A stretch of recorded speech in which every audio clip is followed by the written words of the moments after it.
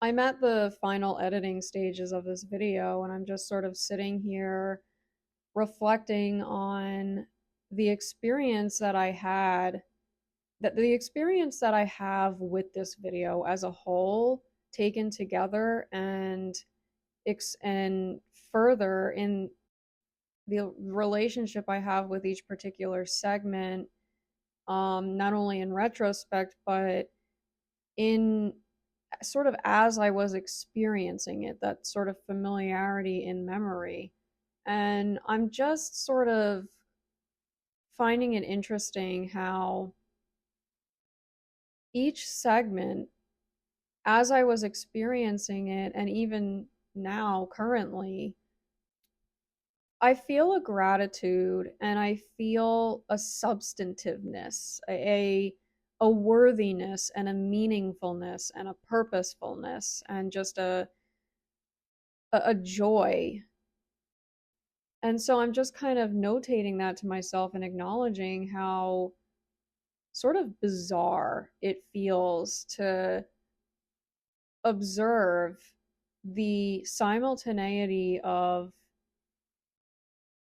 the love and affection and resonance that I have at a deep level with each particular segment and the reminiscence within that segment. And yet, when put together as a whole, I'm left feeling like as though I'm reaching for more. Like at the end of it, I'm reaching for, like, okay, I feel like there's something else here. And that doesn't take away, it doesn't negate the sensations and the experiences themselves, and it also doesn't negate the overall whole picture. Each segment, and I guess this goes for any video, is each segment sort of has a narrative, a story, an experience, an expression all its own. And yet, I love how, in putting them all together and stringing them all together, they have a different narrative and a different story and a different picture than anything I could have possibly imagined at the beginning, at the forefront of the filming for that particular video. And it always amazes me, it always surprises me. I always, even in going back to rewatch any video, pick up on something different and gain new insight, or just experience different insight and experience different perspective. And I just find that absolutely fascinating and wondrous. And so I guess in a way I'm almost curious what, perhaps in the sort of future, if you will, looking back on this video, what may speak through that perhaps is not now speaking through. So I'm gonna leave it as is and continue to appreciate it in all of its aspects, including perhaps that there is no story, there are no segments, there is no narrative, there's no picture. It's just what appears to be happening.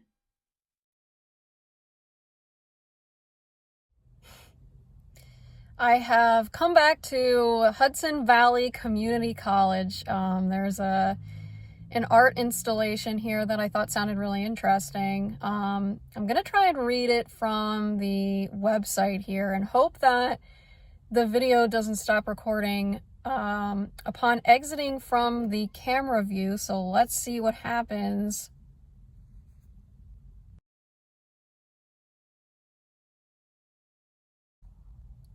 I came back to Hudson Valley Community College today. There is an art exhibit that is featured in the teaching center. I think that's what it's called.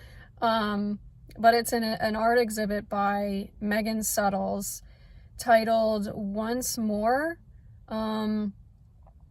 It is a representation of physically being confined in and contained within small spaces. I feel really excited to see how she represented this experience, the experience of sort of confinement in structure, and how sort of the rigidity of structure can be confining, and what that experience is like, and what that feels like in the physical body, and how the physical body just sort of responds to that feeling of rigidity and structure and confinement. When I saw the advertisement for it, it really caught my attention immediately. I'm grateful to have found it. I'm grateful to have stumbled upon it, and I'm just really excited to see how it all sort of came together. So here we go.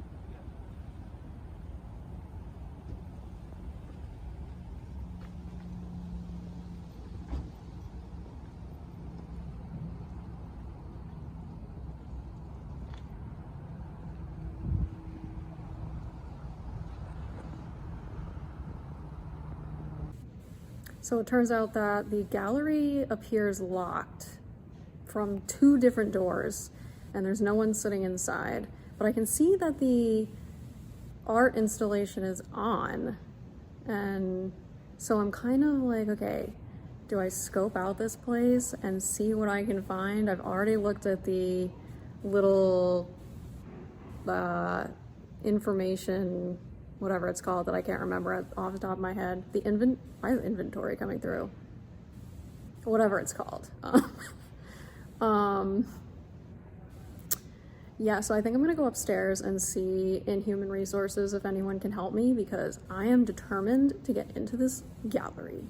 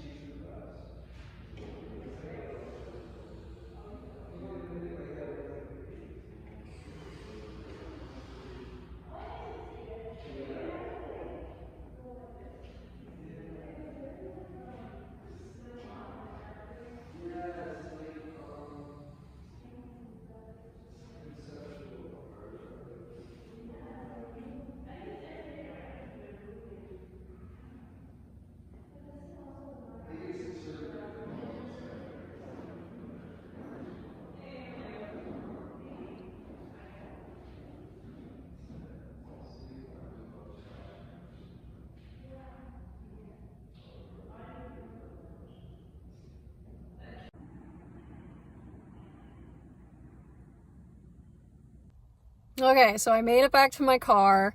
Um, it was really interesting because as soon as I finished recording the footage of the stairs, and as soon as I started climbing, a woman started coming down the stairs, and she just kind of had that look like she was sort of in somewhat of an administrative role, had some keys.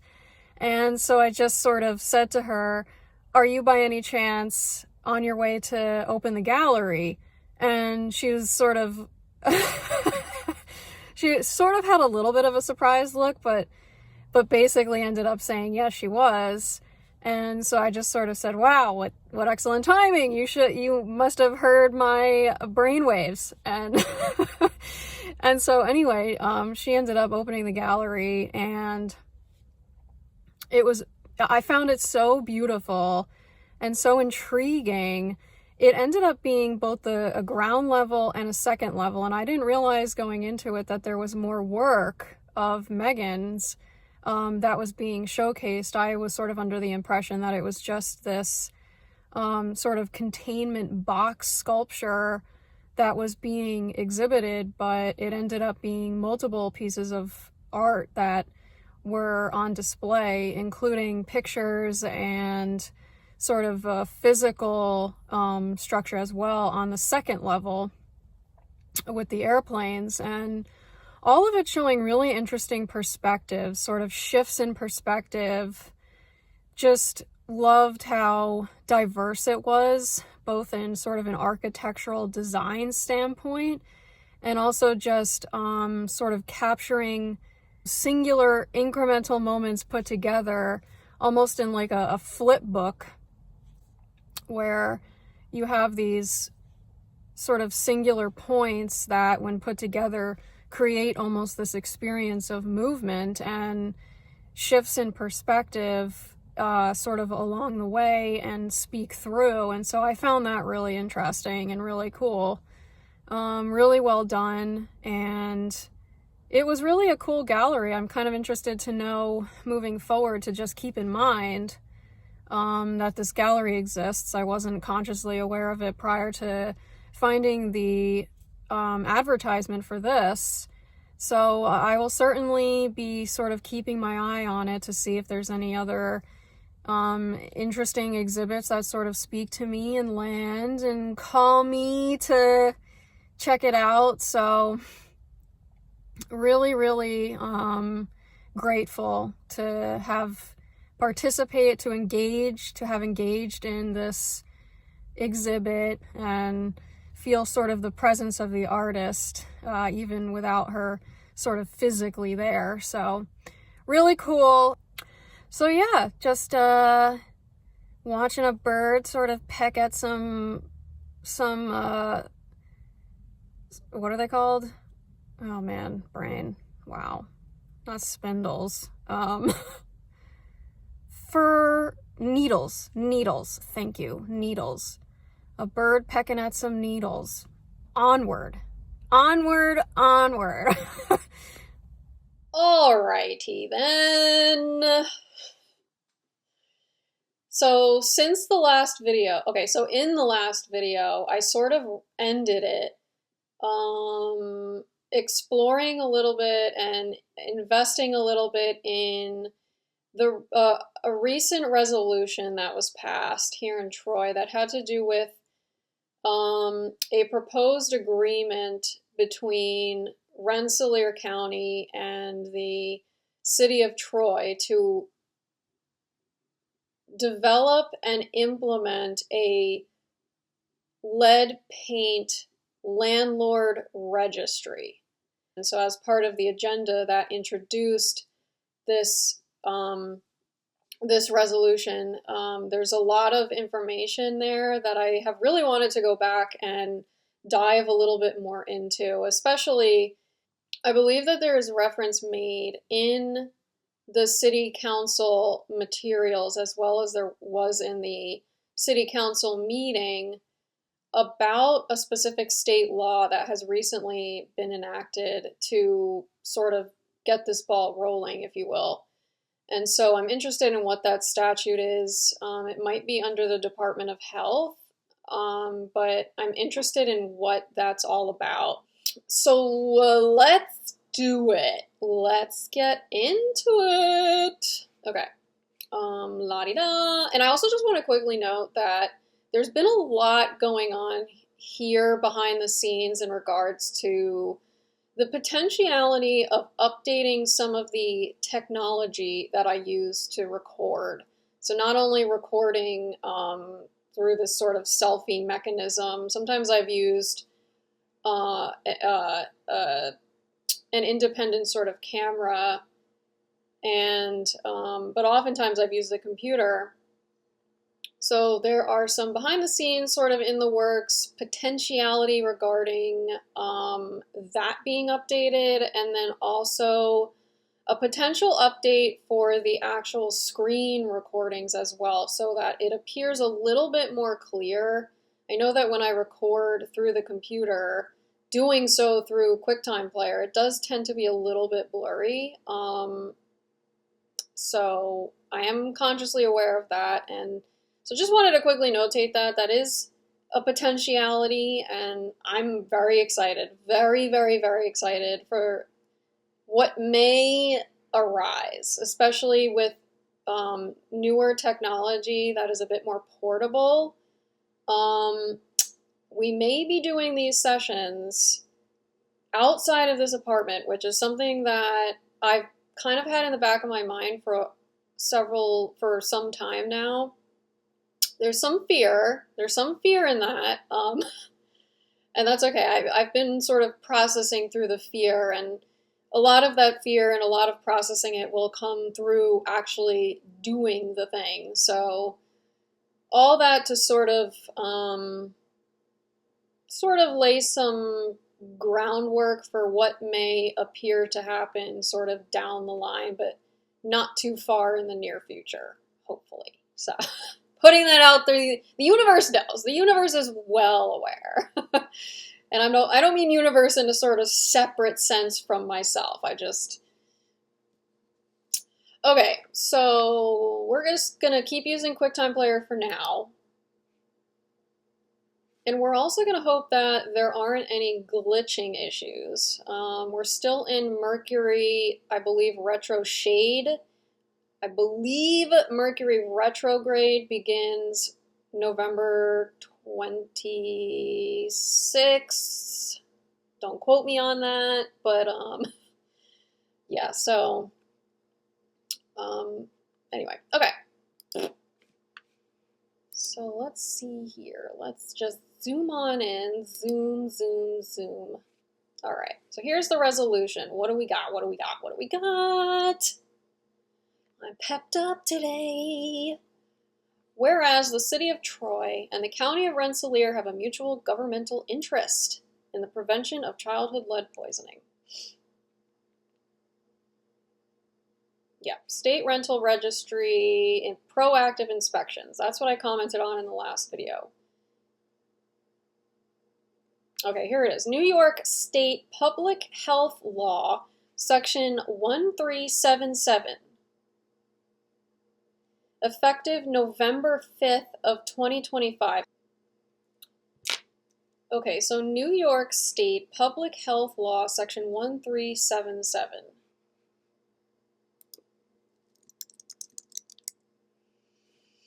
Thank you, AI. New York State Public Health Law, Section 1377 mandates the creation of a, quote, state rental registry, end quote, to proactively identify and inspect potential lead hazards in residential dwellings with 2 or more units built before 1980, located in areas designated as, quote, communities of concern, end quote, by the Department of Health, essentially requiring landlords to register eligible properties and undergo routine lead inspections to ensure proper remediation of identified hazards.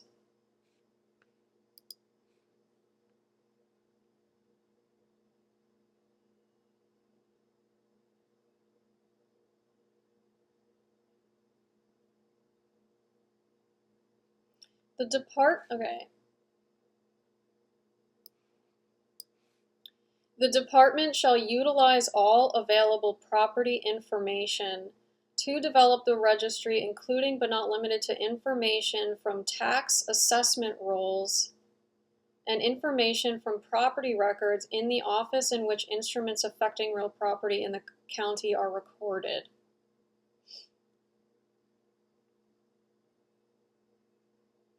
Okay. Owners of all residential dwellings qualifying for registration in accordance with this section shall certify as free of lead paint hazards in accordance with subdivision 7 of this section, blah, blah, blah.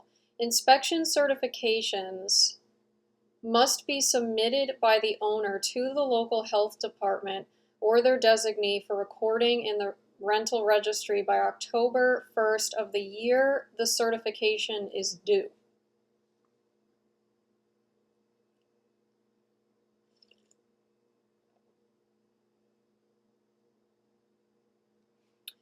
Okay, so the department shall establish an annual inspection and audit process, which shall review at least 10% of the certification inspections of residential dwellings qualifying for the rental registry.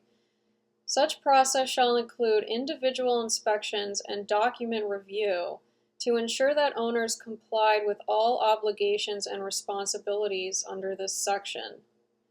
Such audits shall be conducted in person and shall confirm that a residential dwelling is or is not eligible for the rental registry and that the residential dwelling is free of lead paint hazards. Okay, so basically it seems like the department first notifies a landlord of their building's qualification for the registry, and then it is so then it's on the owners, the landlords of these buildings that qualify to certify that they are free of lead paint hazards. And then the department / designee is entitled to audit the certifications. And by auditing, part of the auditing process is in-person inspections. Okay, so the department shall establish an annual inspection and audit process, which shall review at least 10% of the certification inspections of residential dwellings qualifying for the rental registry. And then down here, the commissioner shall promulgate regulations regarding the inspections required to be completed, as well as the certification of such inspections, which shall include, but not be limited to, the frequency of such inspections, which shall be no less frequent than every 3 years.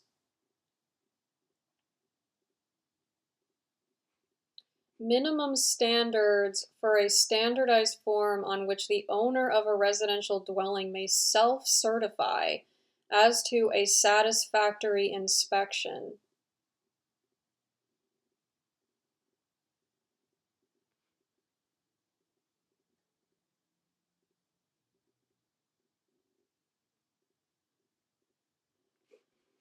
Okay. Okay, the Rensselaer County Legislature has authorized the county to enter into the attached agreement with the city for disbursement of the lead rental registry program collaboration grant for the initial period from October 1, 2024 through March 31 of 2025.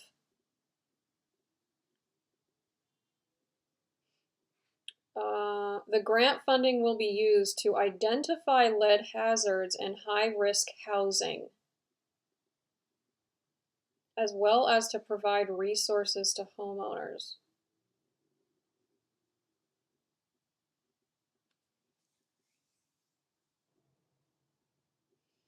The county agrees to reimburse the city for services rendered pursuant to the grant.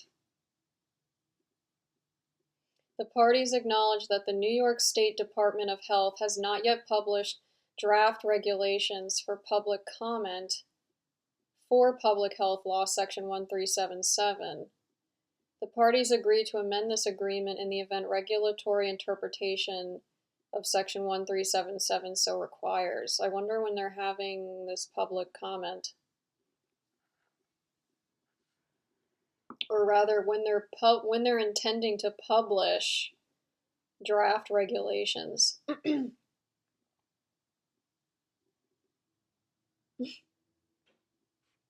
It's kind of interesting to have year 1 through 2 be focused on implementation when there aren't rules or regulations.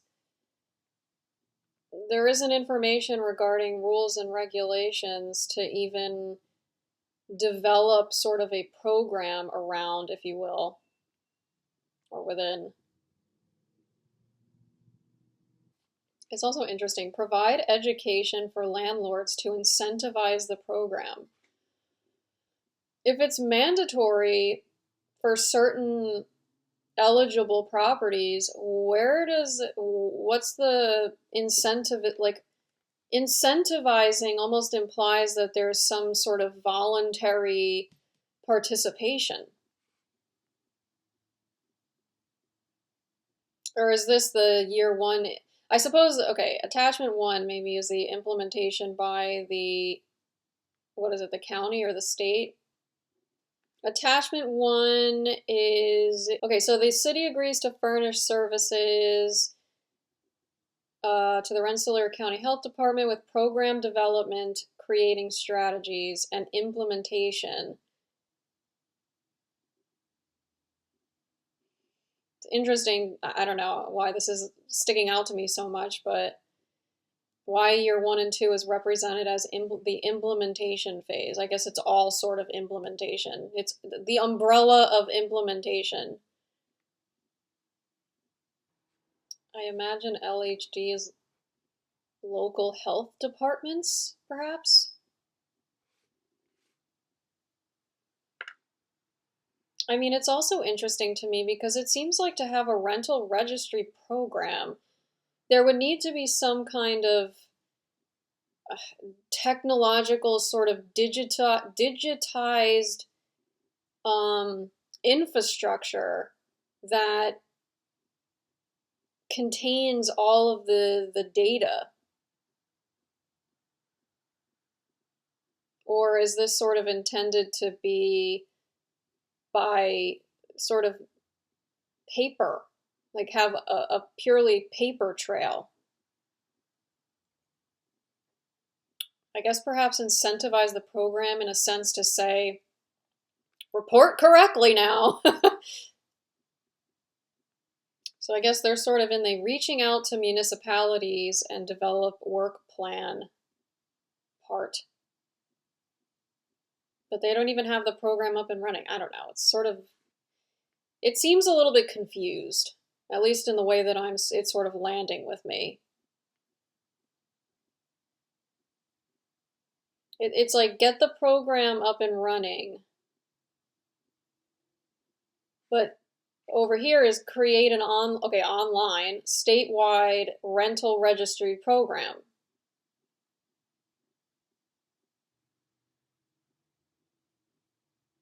I don't know why I'm finding it so interesting that this letter doesn't have a date. Unless it was redacted for some reason. It's a little bizarre.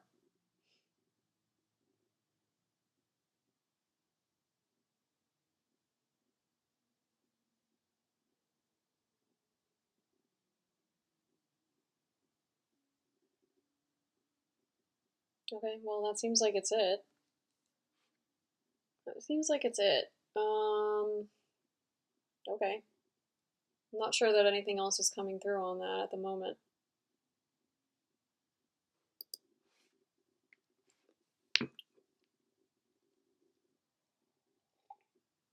Okay, so pretty interesting. That seems like it's about it, so I'm just going to cut it there, and if anything else wants to come through, then we shall see. We shall see. We shall see. Okay, so I stumbled upon a really interesting looking article through the 1440 Daily Digest, which I literally just subscribed to yesterday. So this is the first sort of digest that I'm receiving from them, and they have an article in here pertaining to long childhoods, quote unquote, which is a term I don't know I've ever really considered much before. I don't know that it's something that has come into the conscious awareness as something to focus on or anything sort of in and of itself as a subject matter. Long childhoods, that's sort of studied even. And so the headline for this information is A Timeline for Teeth.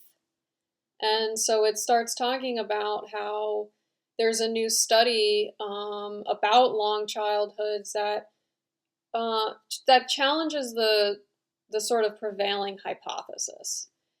And so the prevailing hypothesis on human development. And so I thought that it sounded really, really interesting. And so I found the PDF version of it. So let's get into it. Let's see what's nipping at the bud. Not nipping at the bud. That doesn't make any sense.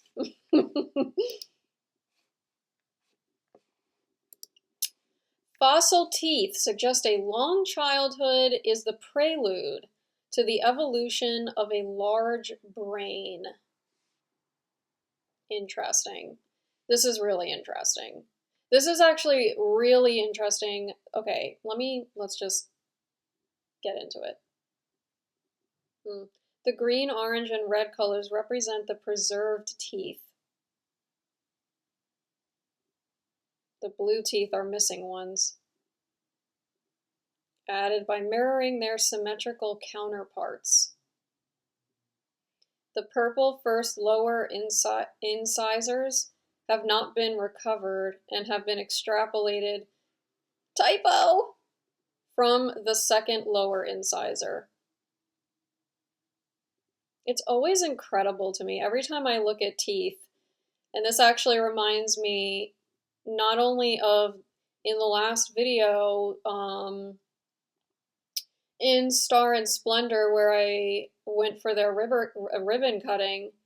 I believe they had a display of some bones which may have housed some teeth, but it also reminds me of when I went to the Brimfield Antique Market fair market in Massachusetts, and that footage is several videos ago at this point. I don't recall exactly which video it is, but there was a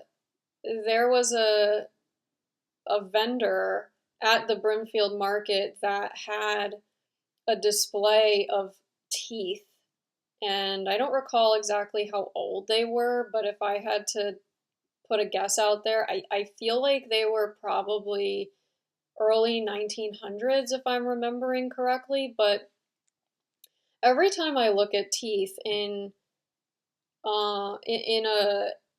skeletal form, I just can't help but find it fascinating that at some point in time, those teeth were just like the teeth that are currently being used here to eat. It's just someone, a body, a form, a person, if you will. It's not even people, but animals. I mean, it's so fascinating that at one point in time, those teeth were animated in a sense that there was animation to their usage, that they were part of a process of eating to feed a sort of live being, an animated being.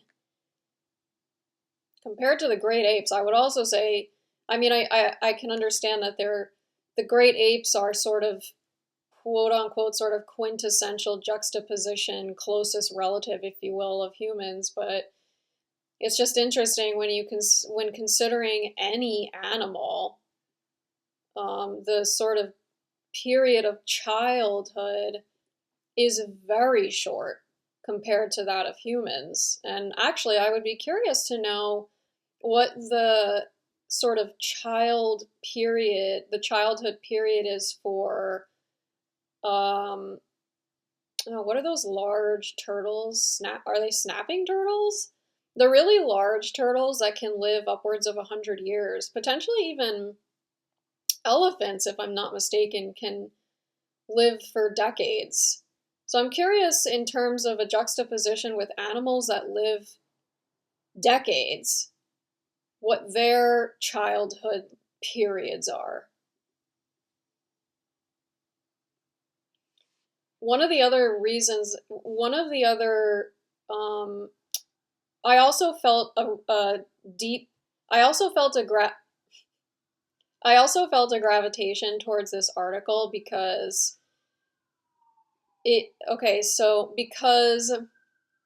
so there's another ribbon cutting today, and it's a ribbon cutting for what's called, oh God, what is it called? I always kind of mix this up, whether it's the collective DB Trends or it's DB Trends the collective. It's a store that it's the collective because it's a collective of sort of individuals, if you will, that have come together to merge in one space their sort of individualized brands. And so I find it really interesting here. So compared to the great apes, humans have an exceptionally long childhood during which parents, grandparents, and other adults contribute to their physical and cognitive development. Now, this is something that has been in the sort of dialogue and expression around human development for a really long time, for lack of a better phrase. And so it's this sort of group, it takes a village kind of mentality in terms of raising young humans. The collective. It's like pointing to the collective sort of effort, the collective energy, the collective intention and participation in raising and sort of supporting human development and the development of the I don't want to say features. I feel the development of the characteristics of that body, of that being, if you will. Yeah, this is a key developmental period for acquiring all the cognitive skills needed in the complex social environment of a human group.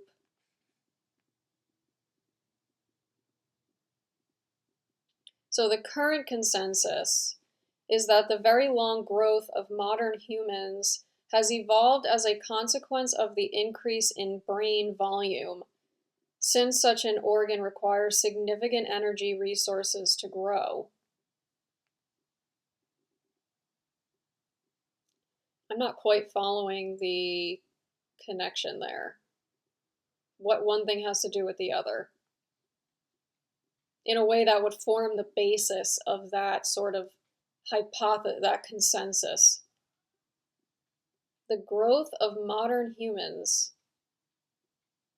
that the very long growth has evolved as a consequence of the increase in brain volume, since such an organ requires significant energy resources to grow.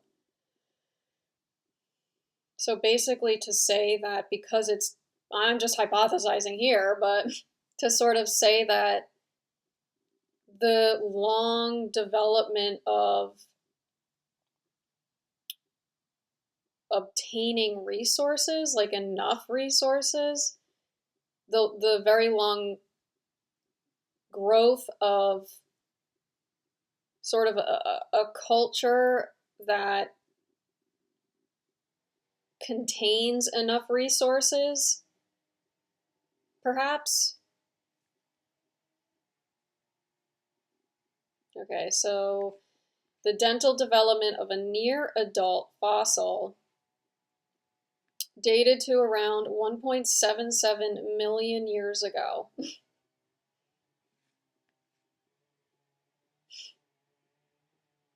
I love that. Childhood and cognition do not fossilize. Perhaps not physically. Interesting. Teeth are ideal because they fossilize well and produce daily rings in the same way that trees produce annual rings, which record their development. That's really interesting. Wow. The exceptional quality of preservation of the growth structures in this specimen has made it possible to reconstruct all the phases of its dental growth from birth to death with unprecedented precision. Wow. In a way, the scientists have virtually regrown the teeth of this hominid. That's incredible.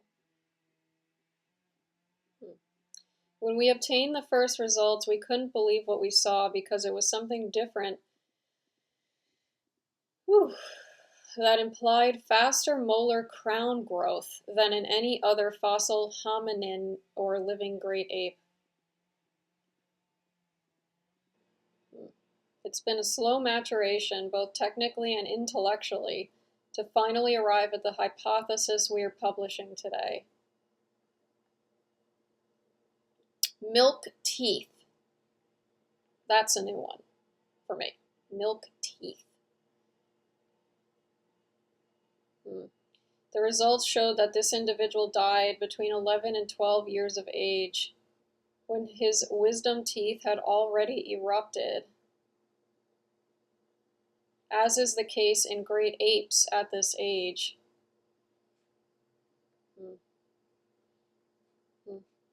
However, the team found that this fossil had a surprisingly similar tooth maturation pattern to humans, with the back teeth lagging behind the front teeth for the first 5 years of their development.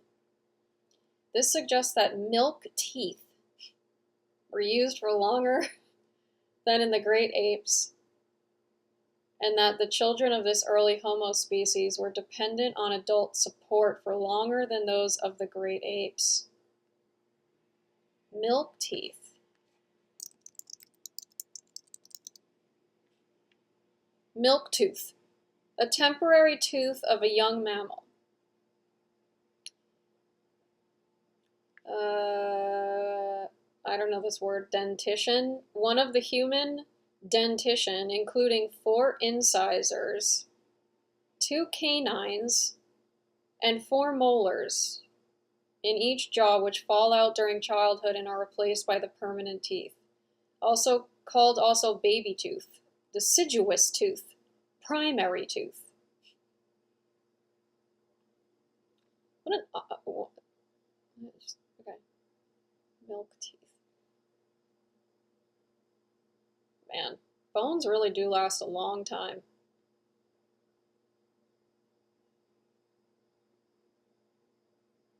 I love this. One of the skulls discovered was that of a very old individual with no teeth left during its last few years of life. The fact that such an old individual was able to survive without any teeth for several years indicates that the rest of the group took good care of him. The older individuals are the ones with the greatest experience, so it's likely that their role in the community was to pass on their knowledge to the younger individuals. This 3-generation structure is a fundamental aspect of the transmission of culture in humans. I love this, especially because this weekend, this Saturday, I'm actually going down to New Jersey to celebrate with family my grandmother's upcoming 95th birthday.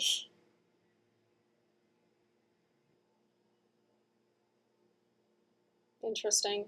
It is well known that young children can memorize an enormous amount of information thanks to the plasticity of their immature brains. However, the more there is to memorize, the longer it takes. This is where the new hypothesis comes in. Children's growth would have slowed down at the same time as cultural transmission increased, making the amount of information communicated from old to young increasingly important.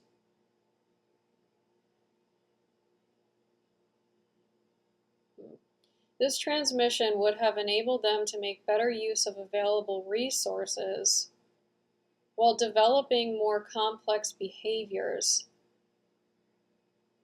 and would thus have given them an evolutionary advantage in favor of a longer childhood and probably of a longer lifespan.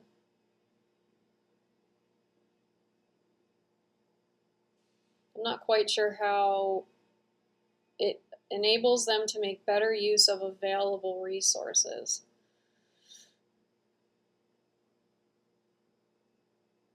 Although I suppose, okay, so if you're transmitting more information,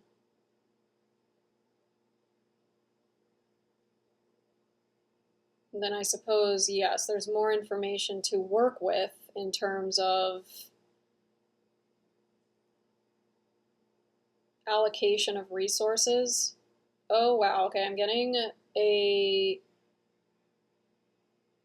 okay, I consider it sort of a communication, but it feels almost as though, like, if I took a glass cup and put it up against my ear and everything becomes sort of silent, almost in this like silent vacuum here, and then over here it's like I hear a very muffled sounding high-pitched tune. Interesting. So it almost just kind of seems to me like it's a longer learning period. And perhaps a longer learning period, sort of, a longer learning period overall, and then sort of a longer learning period in terms of, in connection, in sort of an intimate connection with the sort of development of perhaps neurotransmitters, synapse connections,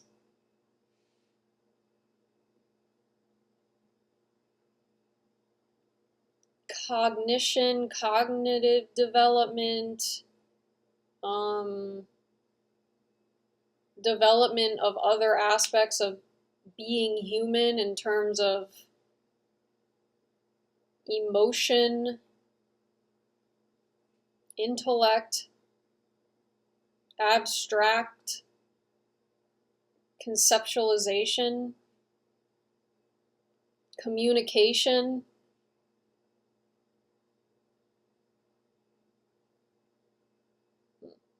Once this mechanism was in place, natural selection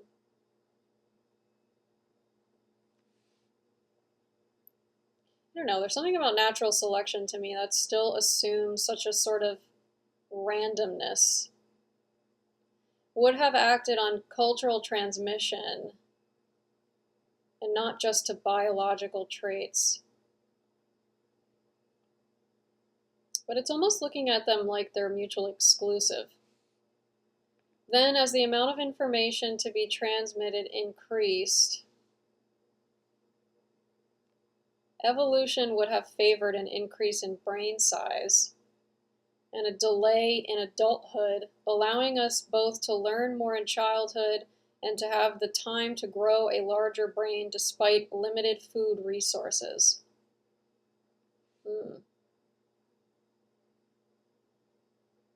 Well, it's interesting. Well, I don't know. I mean, I suppose what does limited mean? Like, what is a limited food resource for a Homo sapien living 1.77 million years ago? And would they have perceived it as limited? Maybe perhaps not in that terminology and even in that concept, but would it have felt limited? Would it have been experienced as limited at all? Therefore, it may not have been the evolutionary increase in brain size that led to the slowdown in human development, but the extension of childhood and the three-generation structure that favored biocultural evolution. These mechanisms, in turn, led to an increase in brain size, a later adulthood, and a longer lifespan. Studying the teeth of this exceptional fossil could therefore encourage researchers to reconsider the evolutionary mechanisms that led to our own species, Homo sapiens.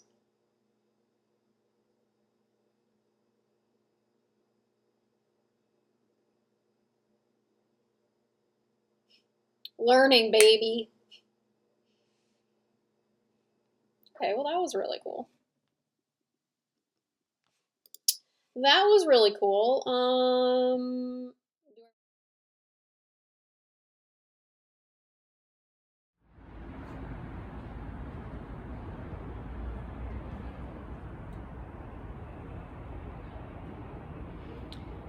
Bit shaky on the zoom and zoom out. I'm wearing gloves at the moment, which isn't the most conducive to easy, seamless, smooth transitions. Here we are, ready for the ribbon cutting. Celebrate good times, come on. Her work, I love it. It's so cool, like, honestly, and thank you. Of course. They're so cool when the papers and the checks actually love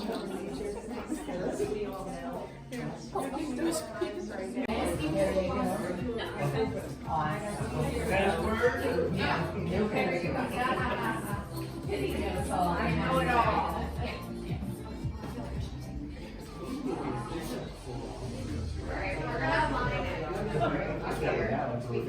Shuffle everybody over to the center. We're going to start over here. They all sit on that side, right? Yeah, we're going to. How are you? You were busy last night? A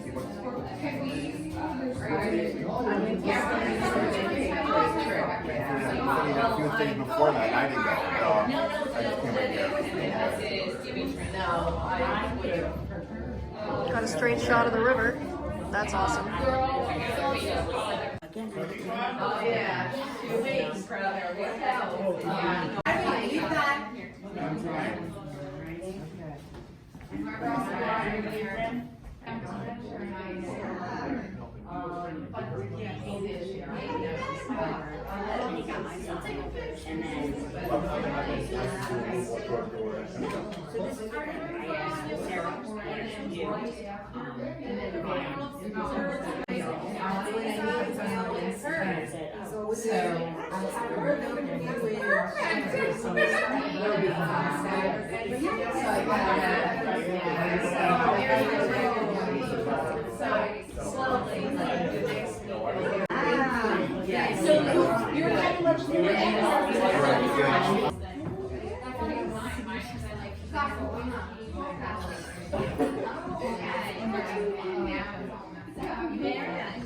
Yes, they are. Oh, yeah. Oh, is that where they are? Yeah. Everything. All right, let's make this ribbon a little tighter because we're cutting it. All right, we're going to take some pictures first. And then on the count of 3. Oh, professional. All together. There we go. Jim Franco showing off again. All right, now on the count of 3, we're going to say TV trends and we're going to cut the ribbon. Ready? 1, 2, 3. TV trends! Yay! I'm going to start. Carm, you want to go first? Sure. Mayor. Hello, Mayor Carmela Mantello. It's so nice to meet you. So nice to meet you. Thank you, Jane. I have met the 2 of them, but you were speaking, I think, to Melissa or someone. And, you know, I first, on behalf of the people of Troy, I want to thank you for your investment in Troy. Thank you for thinking of joining Troy, being one of our partners. Olivia from the VID, our county legislators, and us. We welcome you. Troy is happy. Troy is on the move compared to so many other municipalities. And, you know, as someone who is born and raised in Troy, never left Troy, I have a special place in my heart. But we are just so thankful that you chose Troy to be your home. And I think the really cool thing about your store is the 3-in-1. It is all about partnerships and strength in numbers, and I love how, you know, you literally took all of your uniqueness and just all of your skills and joined them into one force. So on behalf of the people of Troy, we're here to help. Anything you need from our office, I know it's not always financial, sometimes it's technical assistance. We're here to help, and we just wish you incredible success, and thank you again for choosing Troy as your home. So thank you again. Thank you. And here's a certificate. So on behalf of the people of Troy officially, we welcome DP Trends, and we thank you again for choosing Troy as your home. Thank you so much. Thank you. Lori Kennedy, I'm with the county legislators as well as Megan Suttles. It's a beautiful store. I'm from Troy, born and raised, so downtown was hopping and now it's coming back. And it's good to see unique and eco-friendly and just a variety, especially around the holidays. So I've already picked out a few items, but definitely. On behalf of the legislators, we welcome you and best of luck to you. Thank you very much. Beautiful store. Lori said she did the county legislator stuff, and I'm here for Senator Regan. She couldn't make it. Represents Troy, and I'm also from Troy. But I'm from Brunswick now, so I'm trying my whole life. We're all Troy people right here. Yeah, my father had a business in Troy for 30 years, you know, and I'm just glad that you had this kind of business here. I mean, every business is good, but you know, we usually even go into places where they have taco shops and cafes, and which is great. But this is real nice. And wish you best of luck, and I'm sure on Victoria's Stroll you'll be knocking it dead. Congratulations. Thank you very much. Olivia Clemente, the Executive Director of Downtown Troy Bid. This is congratulating you guys on opening in downtown Troy. I know Isabella was a big push to get you guys here, and she was working with us at that time when she was talking to me. I'm like, we have to, Troy Threads was leaving, I'm like, we have to do something. Like, this space here can't be empty on a main strip where everyone is during the farmer's market, during the events that we throw. So I'm so happy that she found you guys and that you guys took a chance on Troy. I mean, you're going to see, and you already have, I mean, with Troy Glow that just happened and the influx of people, everything that happened with Chowderfest, Pig Out, and now you're gonna get Victorian Stroll. As everyone says, be prepared. It is packed, people are here holiday shopping, and then we start our kickoff of the Shop Small season on Small Business Saturday. So it's going to be a very busy month for you guys, and we're so happy to have you here, so congratulations. We are very excited about this, new adventure. I feel like we all need to, and not only you, but all the businesses come together and just support each other. These events they've been, oh my gosh, you're doing a good job with these events. We just need to get the foot traffic though. Yes, the foot traffic, like constantly, not only during these moments, but every day, so we can stay here in the community.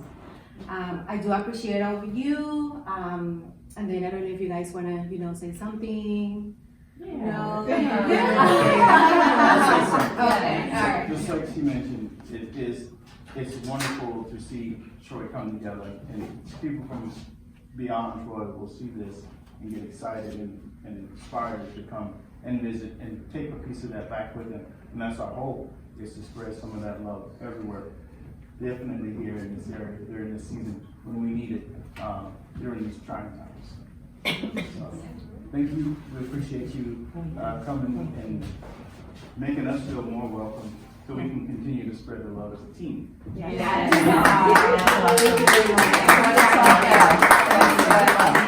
Thank you guys. I appreciate it. Happy full moon in Taurus. The moon earlier was absolutely fantastically brilliant. I wish I could have gotten a video or any kind of photo of it, but it is ingrained in my brain. The sight of it on the horizon, just as the sun was setting, and there was a sort of almost purplish reddish hue that it was colored within. Oh my god, it was just stunning. Trying to zoom in a little bit, but it might just continue to look like a little bit of a blob. Yeah, just kind of a blob, but a beautiful blob at that. Yep.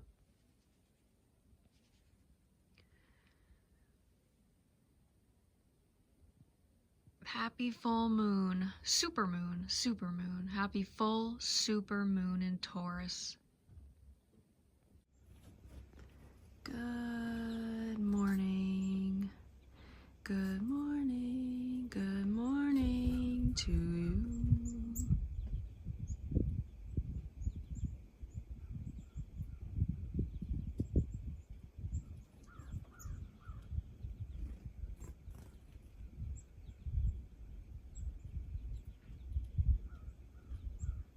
How do you honor a life that's 95 years old? I mean, how do you do that? How do you even begin to do that? I mean, I know in some videos they'll, start it off with nice music, and they'll have a little bit of a picture montage of the person, and then maybe they'll have a little bit of overlay, narrative overlaid, and I suppose that's a little bit of what I am sort of gravitating toward and envisioning here.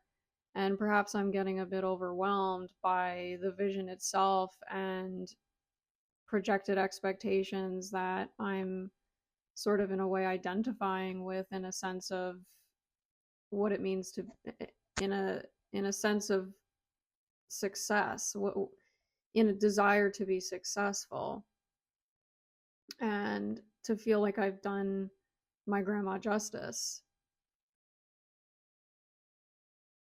And yet those feelings feel like, in a way, they hold me back from even trying. And I can't begin to articulate in words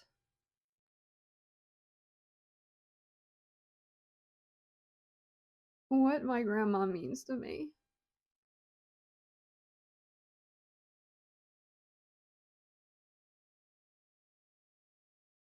I just went through, and it's funny because I used to be in a place, not that long ago, where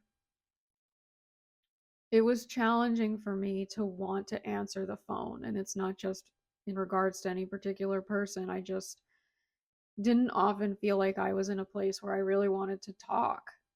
And so oftentimes when I would receive phone calls, I would just consciously let it go to voicemail. And in a way, I used to feel bad about that. I used to feel a lot of guilt, and I would feel a lot of shame.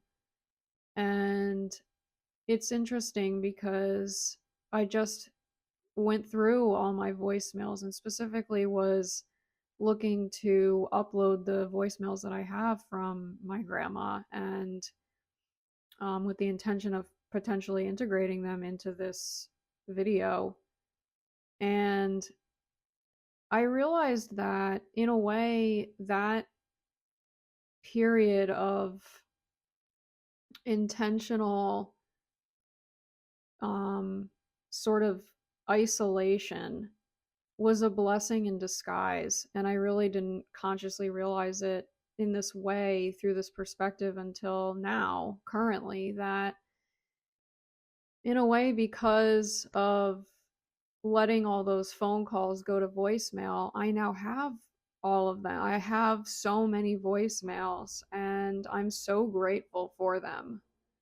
A lot of them can be very repetitive in the words that are spoken, but it's the presence, and it's the energy, and it's just the emotions and the feeling and connection, and just communication that really speaks volumes to me and just lands in such a way that I am just feeling very blessed to even have them at all. And I have them for a lot of family members and friends. And so I was able to celebrate, and I feel so grateful to have been able to celebrate in person with my grandma this past weekend, to celebrate her upcoming 95th birthday. And it was just such a wonderful occasion, so much laughter, so much joy, and really just honoring the life that she's lived thus far and so much life that she still has. And I just love her so much and am so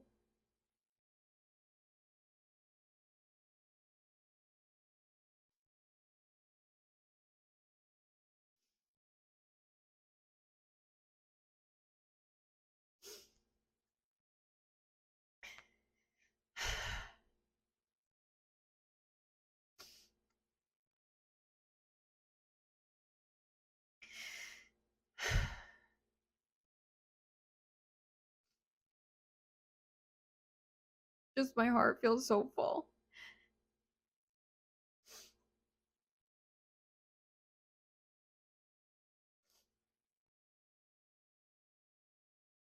And so, cheers to you, Grandma.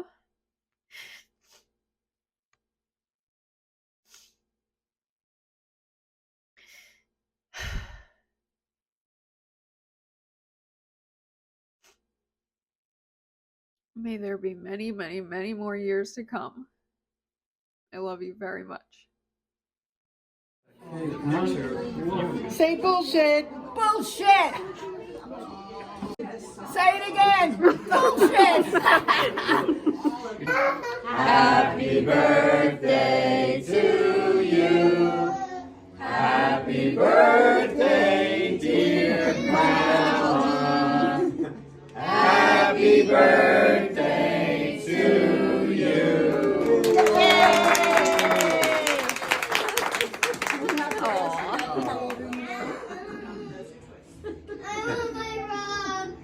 I'm going to be around for another, at least 20, 25 months. And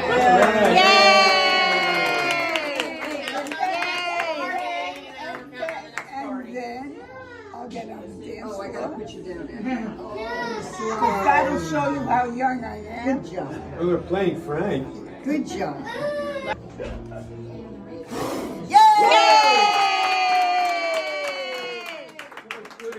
Now you get to make 95 wishes. I wish, hey guys.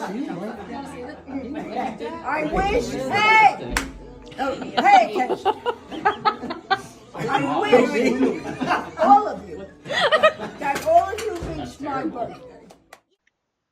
Hi, love, it's Grandma. I just wanted to know if your mother sent a picture of me and Michelle at a Mets ball game that we went to, which was a lot of fun.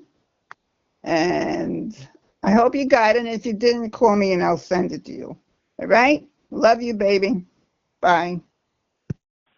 I'm Shamalama. Just wanting to know how everything is going for you. And just wanting to know how you're doing. So, in your busy life right now, I know if you have a minute, just call me and let me know how you're doing, sweetie pie. Okay? Love you. Bye.